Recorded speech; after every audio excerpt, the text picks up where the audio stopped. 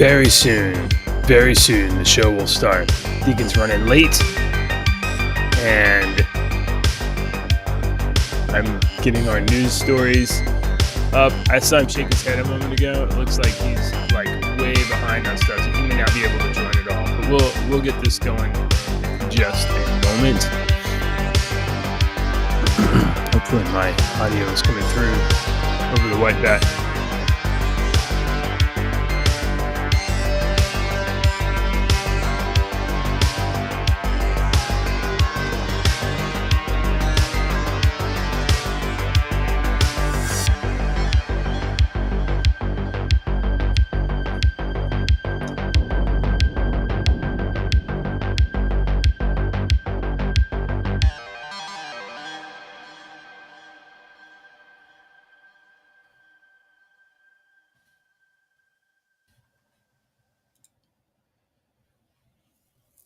Good morning, everybody. I am JJW. This is, what day is it? Thursday, August 4th, 2022. This morning, I am your two dads. Deacon is having technical woes and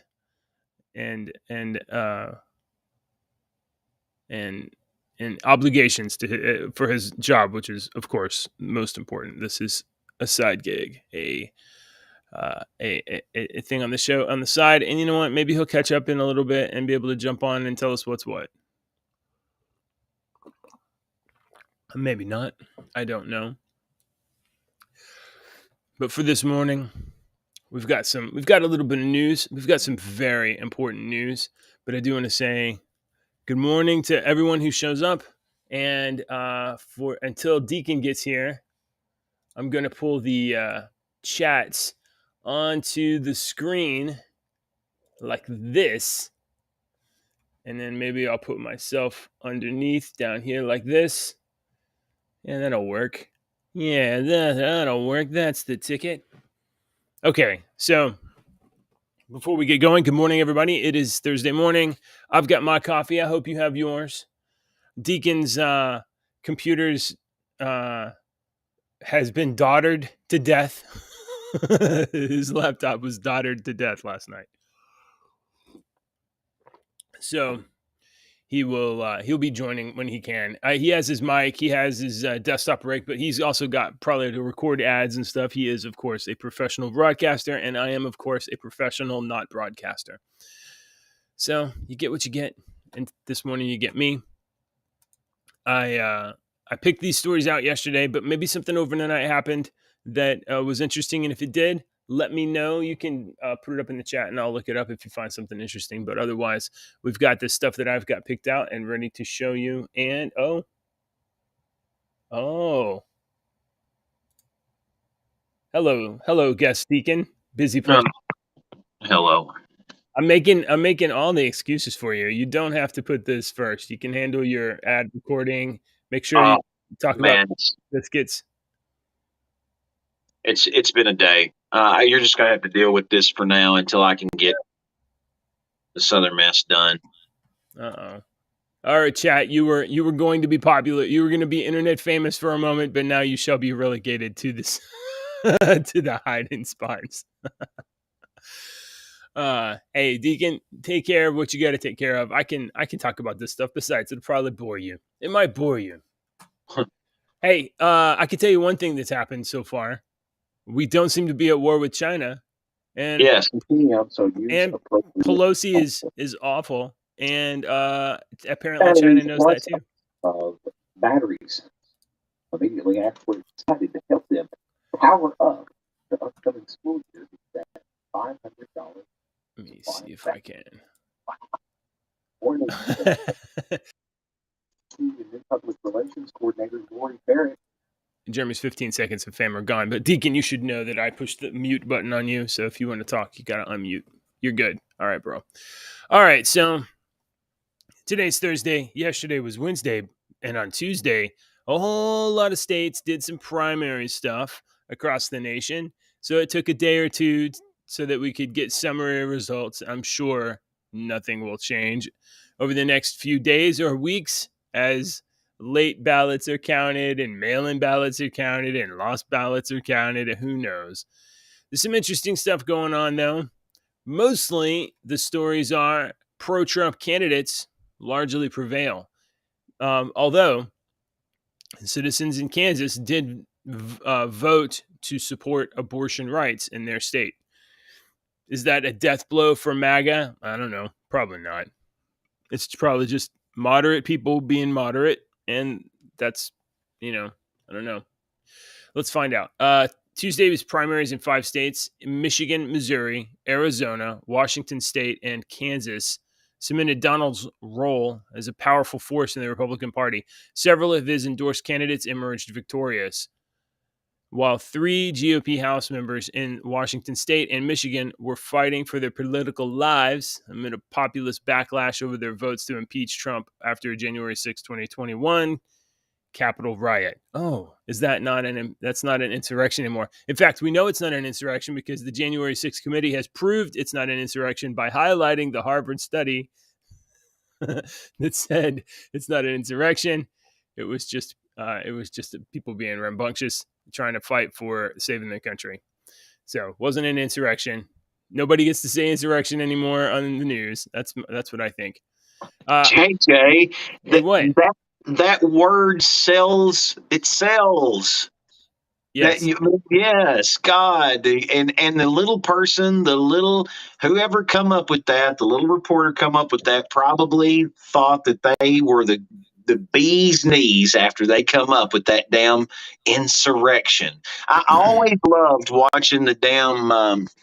As much as I hated this show, the Daily Show, I always loved how they would clip together all of those pieces of what the news says. And have you seen those clips? I've seen some lately where they piece them together, where they show you that they actually do talking points. Have you seen the ones where it's like 9 different local news stations and they're all saying the exact same saying the same words? They just got handed a script, and then like the local guy reads it, and he doesn't care because he's got enough money to buy his cocaine. I don't think that the normal public understands how media really works and how news and stuff like that really works, because I think people just have this imagined, like how it works, and it doesn't work that way. I mean, our sponsors control everything that we do, because we would you got to think big name, any big in NBC, for example, NBC. And let's say you are a hypothetical, we'll just say pharmaceutical company, because the pharmaceutical companies pay a lot of money for advertisement, right? Just a moment. Jeremy said insurrection, so he gets a little screen time. That's the rules. Okay. The rules it's like you buy ad time. Okay. You buy ad time. I'm completely fine with that. Yeah. So sponsors, they put rules and restrictions on what you can say, right? No, that not so much. But let's say you are NBC boss. You're my boss, and I'm the announcer. And Pfizer pays a lot of freaking money, as a big sponsor to the whole station. And we just got a study that says some drug is doing something really, really bad. And we're going, and it's kind of a big deal, and we're going to do a news story on it tonight on our main newscast. And Pfizer calls you, the boss, my boss, and says, "Hey, if Andy reads that news story, Deacon reads that news story, and y'all do that news story tonight, I'm going to yank my $300 million a year that I spend on your television station for advertisement, and I'm going to take it next door to this other station that has the exact same thing you do at the exact same time you do, and I'm going to give them my $200-400 million a year. So what do you do as my boss?" I'm not telling you can't read that news, but if you do read that news, I'm going to have to cut the budget. No. I'm not reading the news, period. If I say I'm going to read the news, whether you like it or not, my ass is getting escorted out of the building. Yeah. That news is not going on the air, period. And if you try to say something like blah, blah, blah, blah, blah, we actually might print and read a news story that says, this study that just came out, that's a bunch of malarkey. I wouldn't believe that if I was you. Smart people don't believe malarkey like that. Trust me, I'm the news guy, is exactly what I would do. Wow. Thank goodness that we don't have any sponsors. Deacon, we're unshackled. We are not shackled by success or fame or money. I'm just putting that out there to remember, for folks to remember when they watch stuff like that. They need to remember the media that the sponsors control crap. Okay, yes, they do. Yes, they do. Yes, they do. They are obligated. They're obligated because, well, people with money they gotta. I mean, it of course makes sense if you're a sponsor for you to want to try to leverage your power against the people who are representing you. If I'm a sponsor and I'm paying your two dads to sponsor Deacon's Coffee Hut, and then you get on there and on my two dads, and you're like, "Oh, we're sponsored by Deacon's Coffee Hut," and then 45 minutes into the show, you're reading this damn story about how coffee gives you the craps and it's starting to cause people to lose their hair and make you go blind and all this crap. I'm going to be like, "Hey, man, y'all read that story 2 weeks ago and my coffee sales went down. Y'all are talking about how awesome my coffee is at the first of the show, and then you come back 45 minutes later and talked about how crappy it was. Can y'all not find something else to talk about besides, dogging my sponsorship?" So, I'd be pissed. I've worked with sponsors for 30 years. I tell the sponsors, and I've had to tell clients this sometimes, "Hey, ma'am, you make jewelry, I sell you. Trust me, okay? Trust me." The line, "Come inside, tell them you heard it on the radio and you'll get 15% off." That shit doesn't work, okay? It doesn't work. So there's all these little things. Trust me. That doesn't work? No, that does not work. I mean, I always forget. That's not the first thing. How many times have you heard that on the radio? Oh, like so many times. But okay. I never. How many times have you ever done it? How many times have you ever done it? Not ever. But I will say, because of commercials and advertising, I've been made aware of products that later, when I had a need, I would consider them maybe first or something like that. So. That's what it's for. You have to. Yeah. Part of my job is to evaluate what I'm selling. Am I selling the car lot or the mattress company, or am I selling the grocery store? The grocery store is an immediate thing.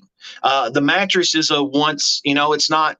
If I'm advertising for your furniture.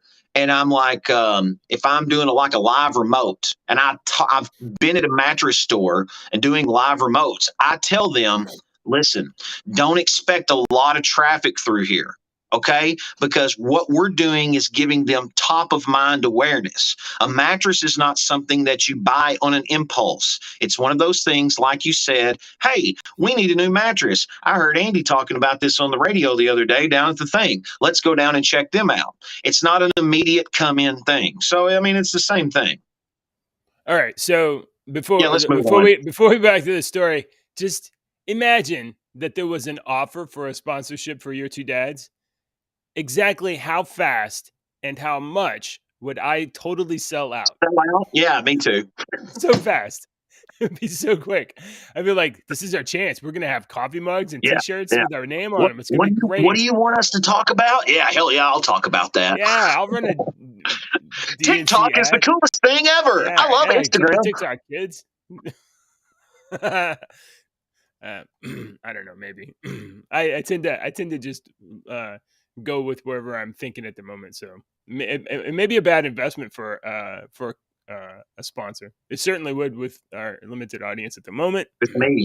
With me, it's a bad investment. No. I think you're the star of the show. No, I bring a lot of purple and you bring a lot of better stuff. Rant. You bring purple, and I bring rant and cuss words. Yeah, purple and rant. Okay, all right.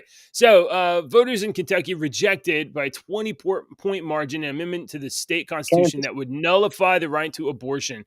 So, you know, Kansas. while Republicans are winning a lot of seats, the voters did reject the state amendment that would nullify a right to an abortion, which apparently is maybe in the Kansas Constitution already codified. To which Biden was, or Team Biden, I don't know if it's Biden or Team Biden, but they were able to try to spin out a victory speech here, even though they're losing their ass in all these primary elections. Their candidates are you know, they're having their primaries, so their candidates are winning too. But like the turnout for Republicans is like crazy in some of these places. Voters in Kansas turned out in record numbers to reject extreme efforts to amend the state constitution to take away a woman's right to choose and open the door for a statewide ban. Biden said, "This vote makes it clear that what we know, the majority of Americans agree that a woman should have access to abortion and should have the right to make their own healthcare decisions." Okay. All right. Well, it is true that that Kansas citizens rejected rejected a constitutional amendment. But, you know, amending a constitution is a big deal. You can't just be, willy-nilly about that. So maybe the language wasn't good. Maybe the Kansas citizens are just more moderate and they don't want to take such a hard turn as that. Michigan. Michigan, in Trump's influence, loomed large at the statewide race, as well as a grudge match against a Republican House member who voted against his second impeachment. So here's another thing. Some of the Congress people that voted to impeach Trump that were Republicans in his first or second impeachment, they're getting primaried. And some of them are losing their seats. They voted to impeach, and they're losing their seats because the American people know that was a sham, and they're super disappointed in their Congress people. I think the Congress approval rate overall is like, it was down at like 11% or something like that. It almost was in single digits.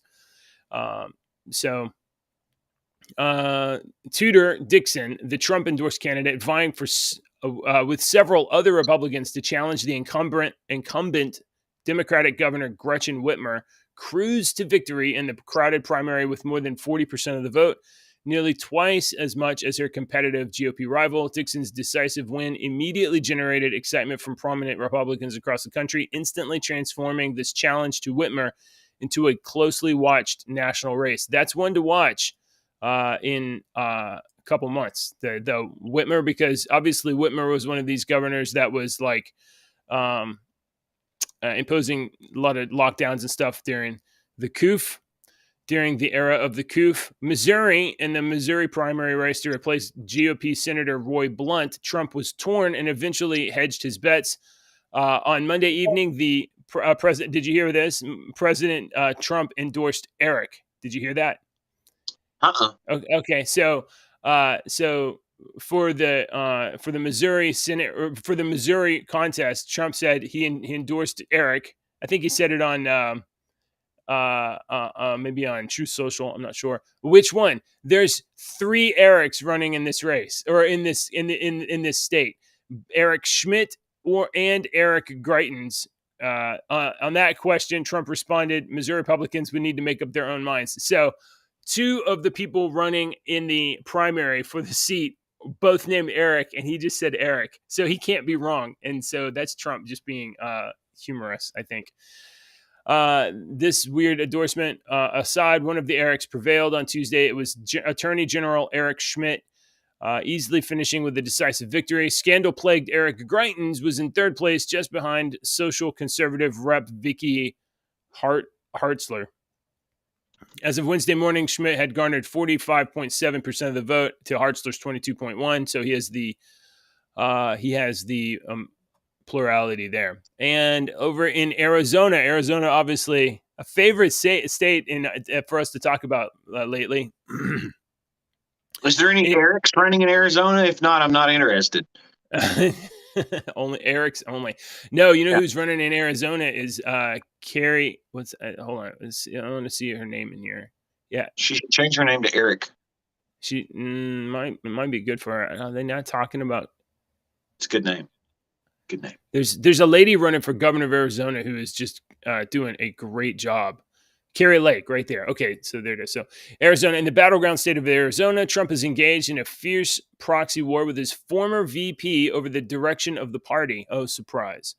In the Republican contest to replace term limited Governor Doug Ducey, Mike Pence endorsed Karen Taylor Robinson, while Trump sided with Carrie Lake. Carrie Lake is a former member of the media, sir. She used to be a TV news person on I don't know exactly her career, but I That know she makes her was a TV news that makes person. her trustworthy. Well, you know what? I've seen her. She's had the Stones to come on Tim Pool's show and sit there for 2 or 3 hours and get asked questions and get grilled, and she comes across as very authentic. So I like Okay, her, and cool. apparently a lot of people do like her. 81% reporting as of Wednesday morning, the race was still too close to call. I think that's actually I will have to see it. We'll have to check on that one. This is it. This is a race to watch. Carrie Lake, if she gets the primary nod, she could very much take the. I mean, it's very possible that she could become a. We'll say MAGA, like a MAGA governor. She's very pro-Trump, and Trump is pro-Carrie Lake. The race, which may take until late this week to be determined, because guess what? Maricopa County hasn't got all their ballots in. It turned into a brutal 2-woman slugfest in the final weeks as former Rep. Matt Salmon dropped out and endorsed Taylor Robson, a real estate developer. Lake, a former local TV anchor, centered her campaign around arguments that the 2020 election was stolen from Trump and argued that Taylor Robson's refusal to say whether she would have certified that election was disqualifying. So a lot of stuff going on in Arizona. So she's not a national. Maybe she wasn't national. She was TV, but I've seen her on TV. I've seen her on Timcast, and she comes across very well. And if she's a local TV anchor, the people that don't normally pay attention to politics will recognize her, and they might like her. So she's got a very good chance there. And then in Washington State, I don't know, it's probably on fire. In the Pacific Northwest, Trump's efforts to exact revenge against 2 GOP members who voted in favor of his second impeachment appeared to get mixed results in an open primary system in which registered Democrats and Republicans can both vote for Rep. Dan Newhouse in the 4th District. Is engaged in an intense fight with Doug White, a Democrat, and his GOP-backed challenger, Lauren Culp, a former police chief, trailing both in 3rd place. As of Wednesday morning, Newhouse was holding into a slight lead, 27-26. We'll see. So we got some poll stuff happening. It looks like overall, either Trump's picking winners or Trump's influencing voters. Could be happening either way. I have an eye on the clock. I know you have I know you do your 7 o'clock things here. So that's the primary results that we have in so far. But things change as more ballots are found. Let's see. Related to that, yesterday, Nashville officials, that's city officials, opposed a plan to host the 2024 GOP National Convention, likely ending the city's bid. So apparently, Nashville wants to be the least influential city in 2024 because, the Republicans are definitely going to smash 2022, and then it'll carry a lot of weight and force into the next thing. And so Nashville's like, we're out. We don't want to participate. So good job, Nashville. The Republican National Committee Site Selection Committee had already recommended Milwaukee over Nashville. Deacon, have you ever been to Milwaukee or Nashville? I have not. I live about an hour and a half from Nashville. I can drive around Nashville streets with my eyes closed. Yes, I'm very, very familiar with Nashville, but I've never been to Milwaukee. I've been up to Minnesota, but I've never been to Milwaukee. Sorry, it's my Wayne's World reference. Yes, Nashville. Yes, I've been there many times. Nashville is. There's a lot of good old boys that live all over Tennessee, And there's some good old boys that live inside Nashville, but Nashville and the surrounding areas are full of the left, mainly. Yeah. Well, Because that's where the young, hip, millennial, even whatever the generation was before the millennial, everybody moved to Nashville. Something, let me tell you something about Nashville that you may not know. People don't know this. I We've want been to know. saying that. People have been saying this for about 10 years. Nashville is not the country music capital anymore. It's really, there are more rock music venues and rock bands that you can see. Nashville is becoming a rock music mecca too. There are a Yeah. lot of great rock bands that are coming out of Nashville, and it's because of the studios and the record. It's because of that stuff that has developed in Nashville over the past 50 years. It's just that's the place, one of the great places to record. Yeah, that's what I was going to get at. And Nashville, Tennessee, is full of good old boys. But Nashville is not good old boys. They are left boys. Right. So That you're girls gonna find that you're them. gonna find that with most cities. Most cities, high urban population density, most of the time are going to be left. They're going to be left. So they're these city It's urban lifestyle. It's your liberals. lifestyle. It's lifestyle. Yeah. Right. If you took someone that is extremely, this is an experiment that I would like to try because I would love to be proven wrong on this, but I think I wouldn't.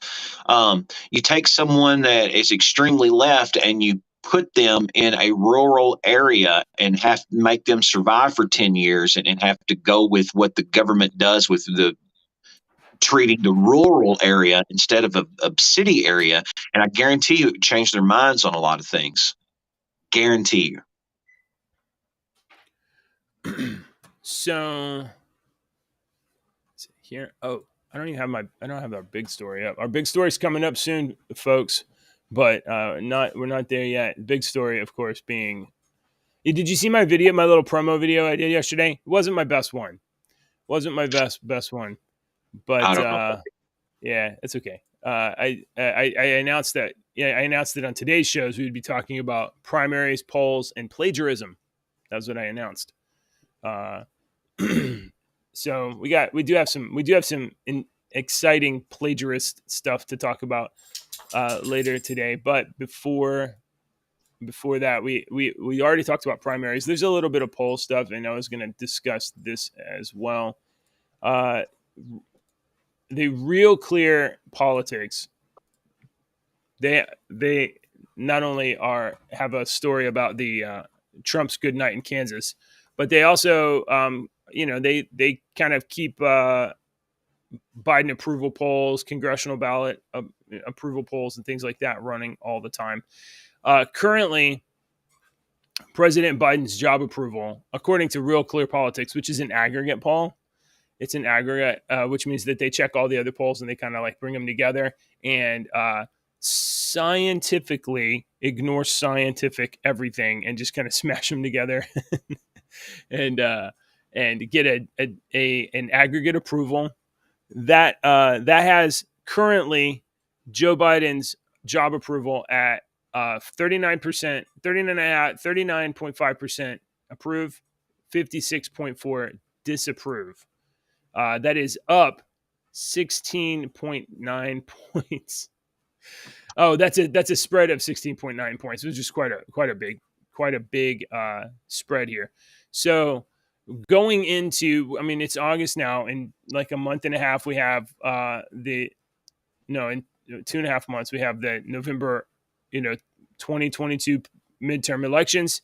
And here you can see Mr. Joe Biden's approval rates are lower than ever this year, but let's see.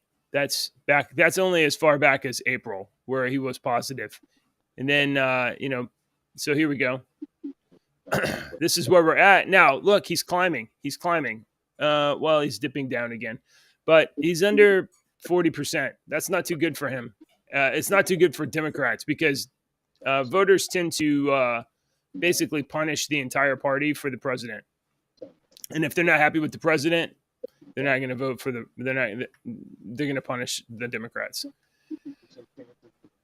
So to validate, we'll say, or to at least to see if there's another poll that shares the same kind of results. Here is the Rasmussen Reports daily presidential tracking poll, and Rasmussen does it differently. Rasmussen does their own poll, and then they take the last 3 days and they average the last three. They do a poll every single day, usually of like 1,000 voters or something like that. And they take the last 3 days of the results every 3 days, and they average those together so that you can see them. And this is the trend that Rasmussen holds, which is that the approval index of Joe Biden sits at about 44% disapprove and 22% approve. So those are quite different numbers. But if they were to compare that against President Trump right now would be getting 48% approval, or is getting 48% approval versus Joe Biden. So if there was a matchup today, more people are satisfied with Mr. Trump. That's just the way it is. So that's the Rasmussen poll. As we get into election season, we're probably going to have to pay a lot more attention to this stuff. All right. Okay, that's enough polls. I think I'm going to skip over this story. Because what we really need to talk about is plagiarism. Guys, I am sure that you don't know what's going on with this, but it's so important. It's so important that I think it's incumbent upon your two dads to make sure that you are made aware, that you will know what's going on. And I know Deacon is going to tell me he hasn't seen the movie, and that's okay. Let's go with this.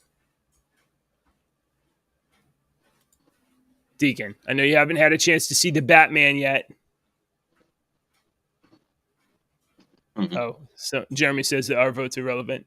That's true. Your vote individually is irrelevant. You have 0.0 bunch of zeros voting power, and you can't vote yourself out of out of all problems. We're done with politics for this morning. We'll talk politics again tomorrow, I'm sure. All right, so you know about the Batman, Deacon. You know that this movie was a huge smash hit for Warner Brothers.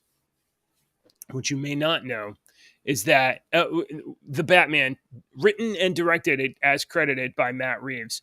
What you probably don't know is that an artist and writer that has been employed by both Marvel and DC has made some shocking allegations. He claimed, this is writer Chris Wozniak. He claimed that in 2008, he sent a solicited screenplay of one of his unused comic book script plots and stories from the 1990s to producer Michael Uslan, who he had met at the 2008 Comic-Con, New York Comic-Con. And after seeing the film on home video, Chris Wozniak believes that the Batman is a beat for beat absolute steal of his script. And the Batman grossed, okay, so that's like, that's quite an allegation.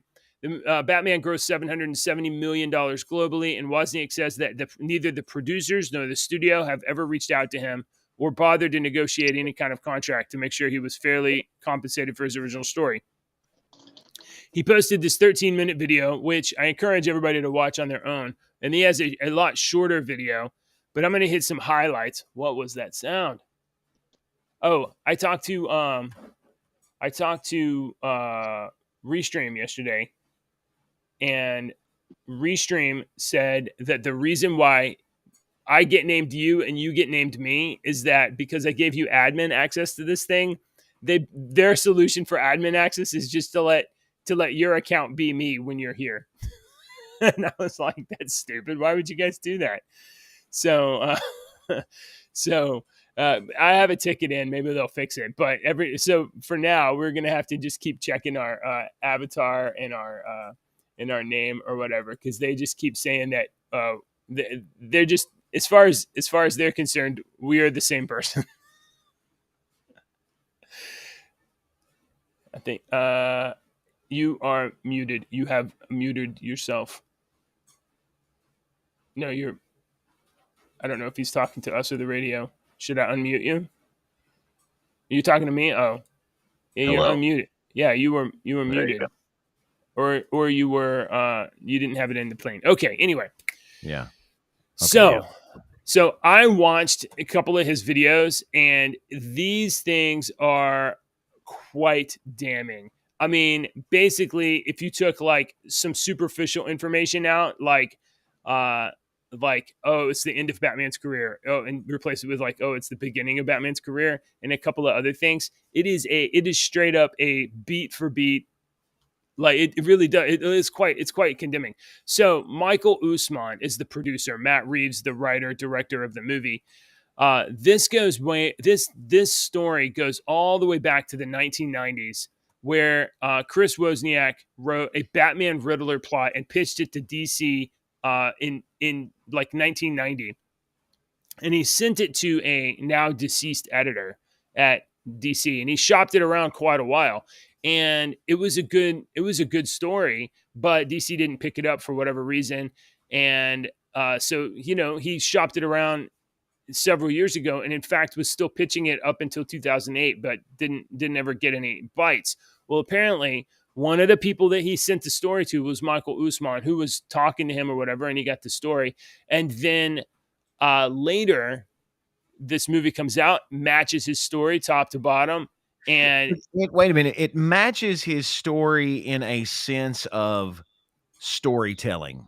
No, it matches his story.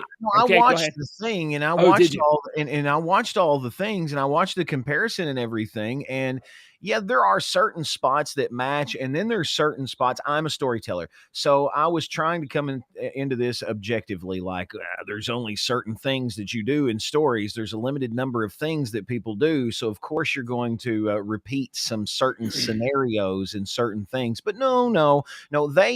This Usman guy, he ended up saying, they were like, what? Somebody at one time asked him what his job was, and he basically said his job was what he did to this movie. He takes a story, he rewrites it, he gets a lot of famous people, writers, directors, and they rewrite it, they act it out, and that's what he does. He basically said he will take a story and redo it, and this is what he's done. Because like you said, it's not an exact, and I'm saying this because the general public might not understand this. Okay, so it is not when you say it is a remake of his story, it's not an exact remake of his story, but it is an exact remake of his story in the scenarios and the way that things had been done. Now, like for example, I think he said one of his characters, I think in his comic book, Barbara Gordon gets killed and goes through this scenario, and then Alfred goes through this scenario, and the purpose of Barbara Gordon getting killed was it was supposed to be one of Batman's inner circle getting killed and all this, and the Riddler, and so what the movie did was they took that scenario and they didn't want to put Barbara Gordon in it because they're trying to make it for, they're trying to redo it. So they put that whole scenario for Alfred. And then they took Alfred's scenario and they used it for another character. So I just wanted to explain, because when you say it's exactly the same, people can argue it's not exactly. Well, you're right, but it is exactly right. The major scenes that you can change the characters in a major scene, but it'd still be the same beat in the story. Yeah. And when I went into it watching the video, I was like I said, I was like, oh, storytelling. I mean, my D&D plots have some crap that I borrow from other places and change and stuff like that. But this is there's like that of the if there's 30 plots, if there's 30 plot beats in the story, and 28 of them are this guy's plot beats. Yeah. I mean, no, that's, I mean, and big he's not credited. stuff. He's not paid. He wasn't negotiated. And then I think they blocked him. And it's and it's big stuff in the Batman universe too. I mean, this is big stuff. The Riddler was like, "I know you're Wayne." How many times? That is a big thing in the Batman universe when someone knows that he is Bruce Wayne. So I don't believe in coincidences. If it happened in the book in the 90s and it happens in a movie 30 years later, it was an unpublished. That's the thing. This is an unpublished script. This was never picked. This was shopped to DC, and here you have. Yeah, there's too many people that had. Yeah, I agree with you. Here in this Facebook, this screenshot here is Facebook Messenger chat from 2017, where you had Chris Batista and you had Archie Goodwin, who was the editor-in-chief in the Batman office back in the 90s. And they were texting back and forth, and you can see the thing there is Archie attached a Batman PDF, and he was like, "Here, do you have somebody in the Batman office that found this old plot?" I pitched to Archie Goodwin. I loved it. He loved it, but said that the project was too big to give to me. Just read it. It's a good thing. It's from like '88, and that's to Chris Batista. And then I think, and then according to Wozniak, he also met Usman at a convention. He probably got him the script, not unsolicited. It was like, the guy said he's always looking for stories. Well, here's my story. But if you use somebody's story, even if you change it, you have to give credit. Them's the rules. I mean, I'm not in the Writers Guild or Screenwriters Guild or anything like that, but you can't just whole cloth steal someone's stuff and not take credit. So there's Chris Batista involved, and then I believe Dan Didio was mentioned. Dan Didio still talks to Wozniak. So Wozniak's out there trying to let fans know that it looks like Usman did this. It's not like Matt Reeves is taking credit for writing the script and obviously for directing the movie, but it looks like Usman received the script, and then Usman and Matt Reeves would like worked on it and wrote the Batman based heavily on this script or notes. So Batman Gate, not good. I mean, it's a legitimately great movie. I don't see why they would, other than greed, other than not wanting to pay out credit to someone that they didn't involve in the creative process. I don't know why they would not have said, "Hey, this is." I mean, probably Usman was like sloppy and didn't keep track of who gave him the script and just thought it was good and it was going to work, and so they ran with it. That's my guess. So this is something to watch. Is DC going to stand up and do the right thing? Is Chris Batista going to acknowledge that Wozniak had pitched the story 20 years ago? 20 years ago. There's no accountability anymore in anyone. No, he won't do that. No one anymore will stand up and go, "Here it is, right here. I made a mistake. I'm sorry. Please forgive me." That is very rare that somebody does that anymore. And good God, that should be something common that people do. We're human. There's been one perfect person ever. And I don't understand. Go ahead. Oh, no, okay. So these exchanges between DC executives and editors and whatnot, largely on Facebook. Okay, bunch of old boomers on Facebook sending messages and scripts back and forth and pitch deals. So after Wozniak watched the Batman, as soon as the character Paul Dano called him Bruce Wayne, was to pause the movie and call Chris Batista at DC Comics and instantly says, I remembered he was one of the artists I had pitched the story to in recent years because he made a comment that we didn't really need the Joker at the end. And by the end of the film, the mysterious Joker walked in and he was just going crazy mad. So Wozniak says when Michael Usman's name appeared in the credits, he immediately was like, "Oh, that's the guy I met." He immediately tried to reach out to Uslan through Facebook, but found that the producer had unfriended him. Which means that you can't talk to them anymore, right? The following morning, Wozniak requested all of his email, electric correspondence and email from his email provider from 2006 onward, and he realized Uslan and Warner Brothers were ignoring him. Wozniak then began to assemble a video to share his proof to the world. And he goes through, in this video, it's like 13 minutes long. There's an 8-minute version that's a little shorter. I recommend that you, he goes through and he's like, they did this. This was in my script. They did this. This was in my script. Boop, boop, boop, boop, boop, boop, boop, boop, boop, boop.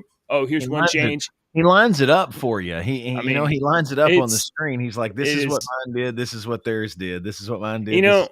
This is Warner Brothers. This is Warner Brothers, film division of that's handling DC properties. But this is the same stuff I've been talking about recently about Marvel, DC. They will screw over artists, right? Every chance they can. They don't want to give anything.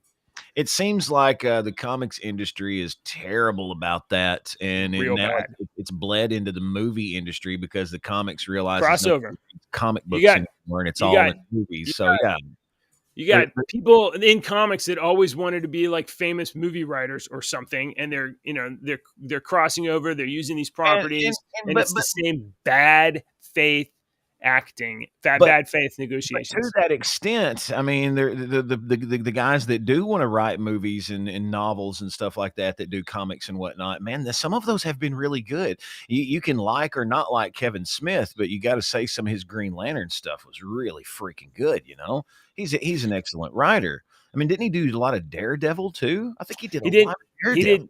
He did a Daredevil run back in the late 90s that was part of Marvel Knights. He did I think he did a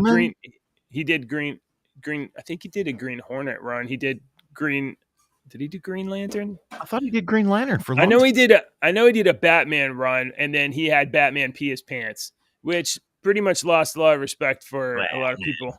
Well, yeah. Anyway, I used to be quite the fan of Kevin Smith, and in recent years I have let that go. Well, whether that's the point. Whether you like Kevin Smith or not, I was just using him as an example, because of like you said, some of these people that want to write, and there's some that do. But you're right, and Marvel and DC aren't the only ones that are stealing ideas and make movies and stuff like that from it. This has been happening for years and years. So just to say that they're the first ones to do this is, I mean, I know that we're not saying that, but that's bull crap.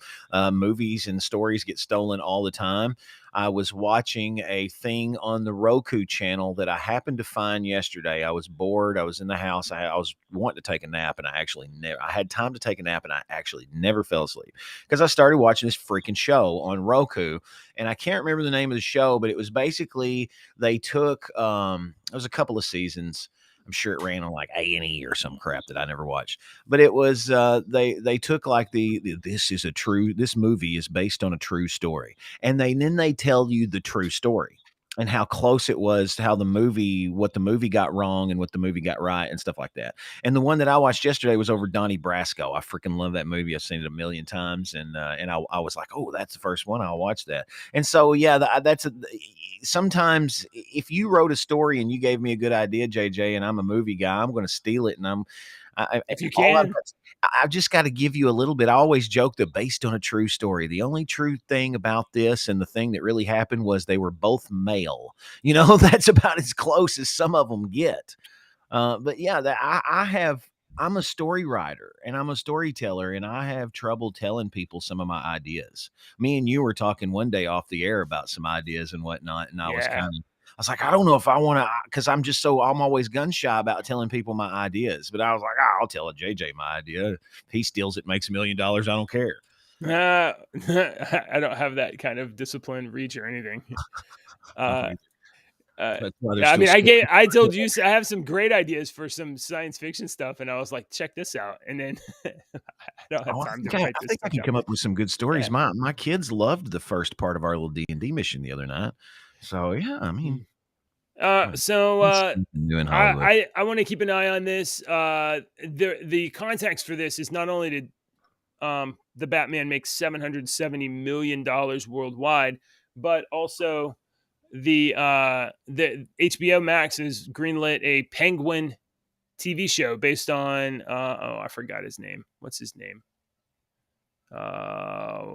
Whoever played Penguin in the movie. Look it up. You'll be rather impressed because the makeup job on that was incredible.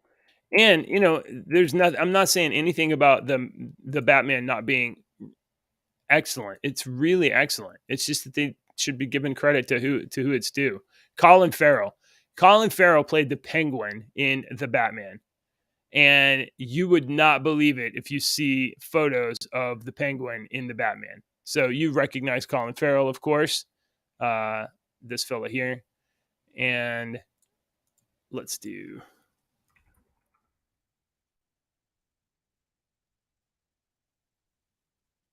This is the Penguin in The Batman. It's got to be a better shot of him. Yeah. What am I looking at here? This is Colin Farrell as the Penguin in The Batman. Yes, that's what I'm saying. So the makeup job on this is crazy.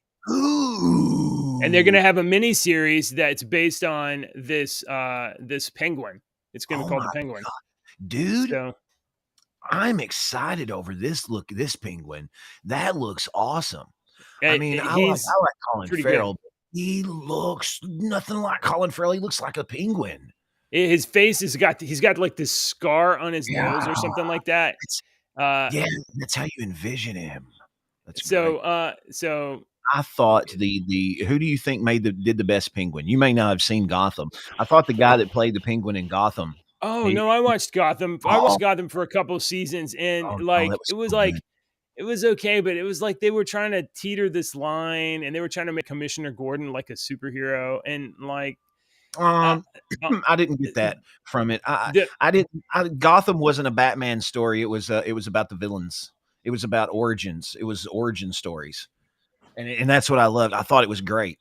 I mean, I thought it was great. The dude that did the Joker or not the Joker not the Joker, he was the best. Yeah. That's the best that guy was good ever. They brought him back too many times. Yeah, I agree. There was way too much craziness with that whole Joker story, but I understood why they did it because at the time they were making that freaking Joaquin Phoenix Joker movie that I've never seen. And I've never watched him. Like he had like a brother or something that was like didn't he have like a twin? They did like a twin brother story or something like that. But legitimately, out the gate as a Joker, that was great.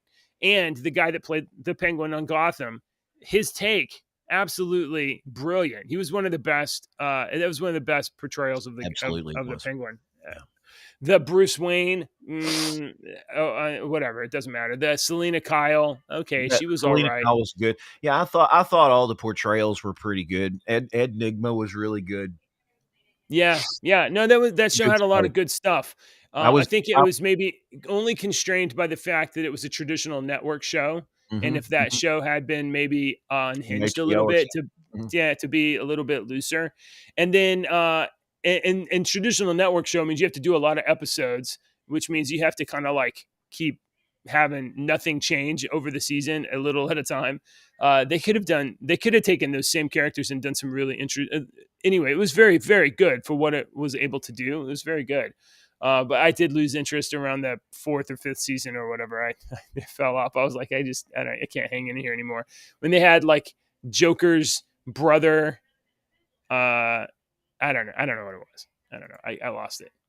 Okay, so we have a forthcoming Riddler TV show. We have Batman Gate kind of hovering out there like a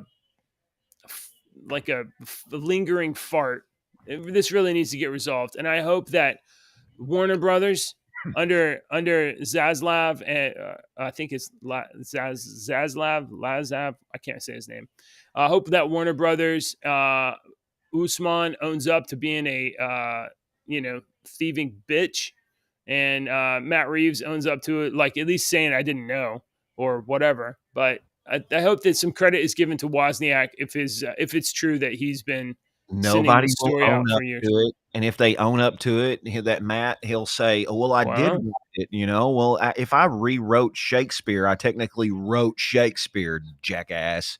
I mean, it sounds like, honestly, if they would credit Wozniak and just give him a little bit of cash, he would be more or less happy with it. Give him credit. Give him some. Yeah, it seems like from it. That seems like mostly what he wants. And then also, like he's due a little bit. It was a massive hit. He's due for a little bit. And, I think he's a single dad with like a 10-year-old girl. The guy probably, credit for the freaking guy. Money, of course, is going to help, but credit for the guy. I mean, think about it for a second. If I had wrote this massive freaking story that I thought was just absolutely wonderful on a character that I loved so much that I wrote a damn story on, and then I shop it around to all these people and they're all no. Even the most freaking positive person for a minute you're going to get down. And get kicked around and be like, man, I thought this was really good. I poured my heart into it and everybody's shit on it. And then years later, the damn thing is making $1 billion and the whole world loves it. Yeah, I want some freaking credit, please. God almighty.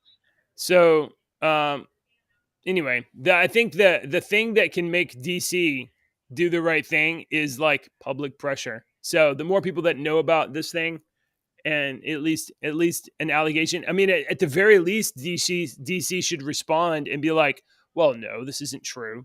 Or, you know what? You have to acknowledge it. You can't just ignore it. Ignoring an allegation like this is quite damning on the part of DC and Warner Brothers. So, so the thing they do, I mean, this is what DC does, though. They will try to dick you over until there's a big public stink, and then they will like throw cash at it and make the problem go away. So if this is legitimate, then we gotta make a stink about it and raise it up. So this guy's got like I don't know, just check the story out. It's on Bounding Into Comics and it's also on Bleeding Fool, but he has like a Patreon page and something else, but there's somewhere to promote Batman Gate and make sure that this isn't swept under the rug. Jeremy said that the Batgirl movie was so bad they should have stolen a script for it too. So we talked a day or two ago about the Batgirl movie being canceled, $70 million invested, and Zaslav said, cut this film. It is worse. It is better for us to take a $70 million write down. It's better for us to take the $70 million loss than to release yet another movie that doesn't make any money, bombs in reviews, and buys us forever lack of credibility in the future. So Zaslav is taking it quite seriously. The DC properties and the Warner Brother films and going forward. The thing that we don't know is whether or not Zaslav will also can the Flash movie. You know about the Flash movie, right, Deacon? The Flash, and starring alleged pervert Ezra Miller, who's like kidnapping girls and choking people and attacking. So he's a real problem. And so we don't know yet whether or not Warner Brothers will cancel the Flash, but there's also the Supergirl movie. There's a Supergirl movie that they filmed that looks like it's not good. Same situation as the Batgirl. So Batgirl's canceled. Supergirl's probably going to get canceled. And then the Flash is the thing, because the Flash is like probably like a $200 million movie, and it's already shot. It's already cut, and it's like a big movie, big movie. It has Keaton back as Batman. It is a huge movie. It's a lot for them to cut loose. How old? Michael Keaton's older than my dad. What is he going to do as Batman? Oh, well, he probably be in a couple. I don't have any hate for Michael Keaton. He is in one of my favorite movies of all time, Multiplicity. I love Michael Keaton. I grew up in the 80s and the 90s, and Michael Keaton is a mainstay. He's like you say Michael Keaton and Steve Guttenberg to a kid today, and they'll be like, "Who's that?" But they were big stars to us. So yeah, I love Michael Keaton. But what the hell is he going to do as Batman? He's going to have a cameo where he's like, "I used to be Bruce Wayne before I retired to Bahamas." No, what? There's at least 2 great stories with an old Batman. Really? Yes. Enough to make a movie that the movie will make $1 billion. Well, I mean, like he's not going to be in every scene. He'll be in like a couple of scenes. You maybe see him in the suit a couple of times. One of those great stories is Kingdom Come. but they're not doing Kingdom Come. But that would be pretty awesome. And another one, Batman Returns. Oh, Old man Bruce Wayne. Batman. No, not Batman Returns. What is it? Batman. The one where he's got the black suit and he's got Terry McGinnis. Batman. It's the future one. Batman. I'm a DC person. I know a few things. It was a cartoon. It was the sequel to the Batman cartoon in the 90s. Now I feel stupid. Batman Beyond? Batman Beyond. Yes. The old man Bruce Wayne. Batman Beyond. That's good stuff. You could do that with Michael Keaton still being Batman. So, or still being Bruce Wayne anyway. So, anything else here? If you were in charge of DC movies, and I hired you, and I'm the head of DC, and I said, "All right, JJ, you're in charge. Whatever you say, we're going to do, but we need to compete with this Marvel crap that's been going on for 15 years and 20 years. All right, it became huge, and it's a major story. So we need to start establishing this. What are you going to go with? What is our major money makers in DC? You want to make money at DC? Make a Superman movie that isn't like bleak. Make a Superman movie where he's super, man.